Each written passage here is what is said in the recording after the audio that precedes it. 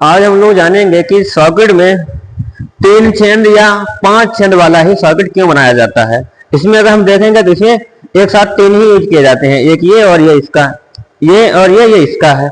इसमें देखिए इसमें 5 छेद हैं, 2 इधर है 2 इधर है, एक इसका है। चाहे अगर छोटा प्लग है तो इसमें आ जाएगा, बड़ा प्लग है तो ये दोनों तीनों आ जाएंगे। तो 3 ही क्यों बनाए जाते हैं।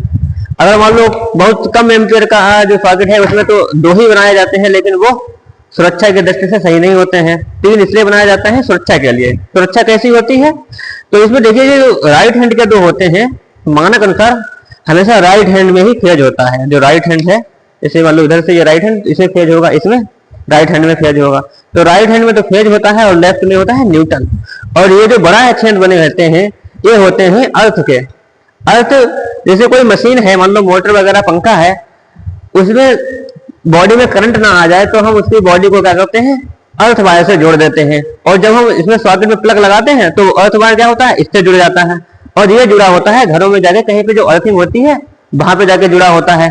तो जैसे ही मोटर या किसी मशीन में करंट आता है तो वो करंट अगर व्यक्ति से छू लेता है तो उसमें ना जाके वो सीधे अनंत प्रतिरोध जो भूमि का होता है, अनंत प्रतिरोध की ओर चला जाता है, जिससे क्या होता है, करंट से बचा जा सकता है। इसीलिए एक तो फेज का होता है, एक न्यूट्रल का होता है, एक अर्थ का बनाया जाता है। अर्थ ये घरों में हमेशा अर्थ की वायरिंग करवानी चाहिए, ये सुरक्षा के लिए बहुत सही होती है।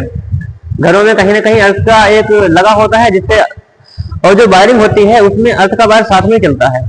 न्यूट्रल जो होता है वो काले रंग का होता है, अर्थ होता है हरे रंग का। अगर मानक के अनुसार वायरिंग हो रही है, इंडियन इलेक्ट्रिसिटी रूल के अनुसार, तो न्यूट्रल काले रंग का होता है, अर्थ हरे रंग का होता है। और जो फेज होता है वो RYB यानी रेड येलो ब्लू में से कोई सा भी एक हो सकता है। अगर 3 फेज सप्लाई है तो तीनों होंगे। तो ये जो सुरक्षा है इसके लिए हम अर्थ का पिन लगा देते हैं। मोटी पिन इसलिए लगाई जाती है ताकि ज्यादा से ज्यादा करंट जमीन में जा सके और खतरे से बचा जा सके। कभी कभी तो प्रेस में भी करंट आ जाता है, पंखों में तो बहुत ज्यादा करंट आता है। तो ये जो प्लग में अगर अर्थिंग की है घरों में, अगर घरों में अर्थिंग है ही नहीं तो ये कोई काम का नहीं, फिर तो ये बेकार है।